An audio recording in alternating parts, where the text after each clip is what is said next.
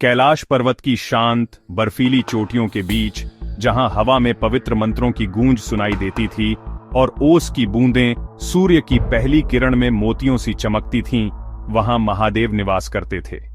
वह केवल एक देवता नहीं थे, बल्कि वह स्वयं वैराग्य और शक्ति का संगम थे। उनकी पहचान थी उनके उलझे हुए जटाजूट, जिसमें गंगा अपनी पवित्र धारा के साथ बहती थीं, और उनके गले में लिपटा सर्प, जो हर तरह के भय पर उनकी विजय का प्रतीक था। उनका तीसरा नेत्र ज्ञान और अंतर्दृष्टि का प्रतीक था, जिससे वह सृष्टि के गूढ़ रहस्यों को देख सकते थे। उनके एक हाथ में त्रिशूल था, जो विध्वंस और पुनर्निर्माण का प्रतीक था, और दूसरे में डमरू, जिसकी ध्वनि से ब्रह्मांड का स्पंदन होता था। महादेव कभी भी राजसी महलों या स्वर्ण सिंहासनों के मोह में नहीं पड़े। उनकी एकमात्र संपत्ति थी उनकी योगनिद्रा और उनका ध्यान, जिसमें वह लीन होकर ब्रह्मांड की लय को महसूस करते थे। वह अक्सर श्मशानों में भटकते थे, जहां जीवन और मृत्यु का अंतिम मिलन होता है, क्योंकि वह जानते थे कि जीवन का सार मृत्यु में ही छिपा है। एक बार जब पूरी सृष्टि एक भयानक दानव तारकासुर के आतंक से त्रस्त थी, तब सभी देवता उनकी शरण में आए।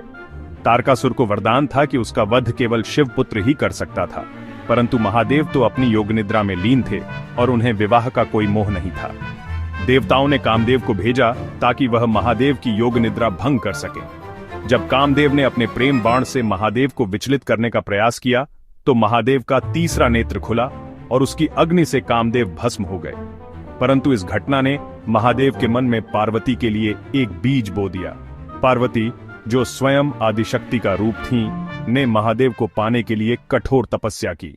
उनकी निष्ठा और प्रेम को देखकर महादेव पिघल गए और उन्होंने पार्वती से विवाह किया। यह विवाह केवल दो आत्माओं का मिलन नहीं था, बल्कि यह प्रकृति और पुरुष, शक्ति और शिव का संगम था। उनके पुत्र कार्तिकेय ने तारकासुर का वध किया और सृष्टि को शांति मिली।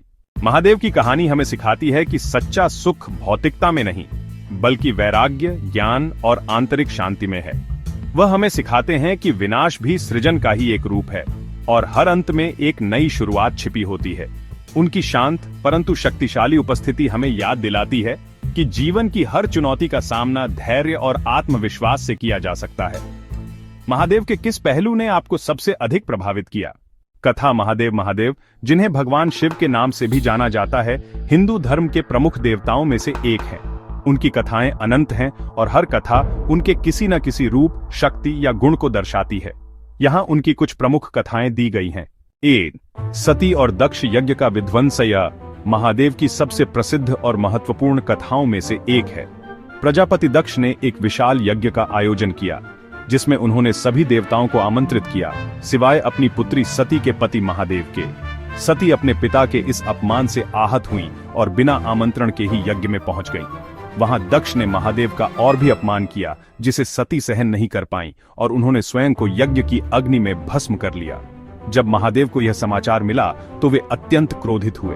उन्होंने अपनी जटा से वीरभद्र को उत्पन्न किया, जिसने दक्ष के यज्ञ का विध्वंस कर दिया और दक्ष का सिर काट दिया। बाद में देवताओं के अनुरोध पर महादेव ने दक्ष को बकरे का सिर लगाकर पुनर्जीवित किया। यह घटना महादेव के क्रोध और उनकी न्यायप्रियता को दर्शाती है। साथ ही यह शक्तिपीठों की उत्पत्ति का भी आधार है। 2. समुद्र मंथन और नीलकंठ। एक बार देवताओं और असुरों ने मिलकर समुद्र मंथन किया ताकि वे अमृत प्राप्त कर सकें। मंथन के दौरान विभिन्न बहुमूल्य वस्तुएं निकलीं, लेकिन साथ ही हलाहल नामक एक भयंकर विष भी निकला, जिसने पूरी सृष्टि को नष्ट करने की धमकी दी। कोई भी देवता या असुर इस विष को पीने को तैयार नहीं था।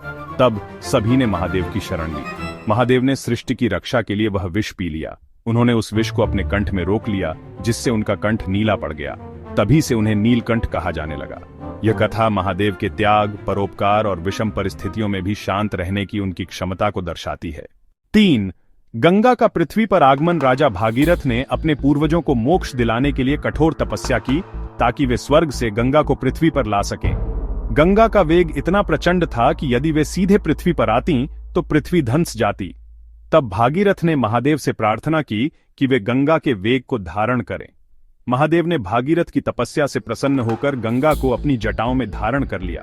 गंगा कई वर्षों तक उनकी जटाओं में ही अटकी रही और फिर महादेव ने उन्हें धीरे धीरे पृथ्वी पर प्रवाहित किया। यह कथा महादेव की परोपकारिता, उनकी महानता और उनकी शक्ति को दर्शाती है। 4. रावण और कैलाश। पर्वत रावण लंका का राजा और भगवान शिव का एक महान भक्त था। एक बार वह अपने घमंड में कैलाश पर्वत को ही उठा ले जाना चाहता था। उसने अपनी भुजाओं से कैलाश पर्वत को उठाना शुरू कर दिया। जब महादेव ने यह देखा तो उन्होंने अपने पैर के अंगूठे से कैलाश पर्वत पर इतना दबाव डाला कि रावण का हाथ पर्वत के नीचे दब गया। रावण दर्द से चिल्लाया और उसने वहीं शिव को प्रसन्न करने के लिए शिव तांडव स्तोत्र की रचना की। महादेव उसकी भक्ति से प्रसन्न हुए और उसे मुक्त कर दिया। यह कथा महादेव की शक्ति, भक्तों के प्रति उनके प्रेम और उनके विनम्र स्वभाव को दर्शाती है। 5. कामदेव को भस्म करना और पार्वती से विवाह। देवताओं को तारकासुर का वध करने के लिए शिव पुत्र की आवश्यकता थी, परंतु महादेव गहन योग निद्रा में लीन थे। देवताओं ने कामदेव से आग्रह किया कि वे महादेव की योग निद्रा भंग करें। कामदेव ने महादेव पर अपने प्रेम बाण चलाए, जिससे महादेव की योग निद्रा भंग हो गई। क्रोध में आकर महादेव ने अपना तीसरा नेत्र खोला और उसकी अग्नि से कामदेव भस्म हो गए। बाद में माता पार्वती ने महादेव को पति रूप में पाने के लिए कठोर तपस्या की। उनकी तपस्या और अटूट प्रेम से महादेव प्रसन्न हुए और उन्होंने पार्वती से विवाह किया। यह कथा प्रेम, तपस्या, वैराग्य और गृहस्थ जीवन के महत्व को दर्शाती है। महादेव की ये कथाएं न केवल धार्मिक महत्व रखती हैं, बल्कि हमें जीवन के विभिन्न पहलुओं जैसे त्याग, शक्ति, क्रोध पर नियंत्रण, भक्ति और प्रेम के बारे में भी सिखाती है।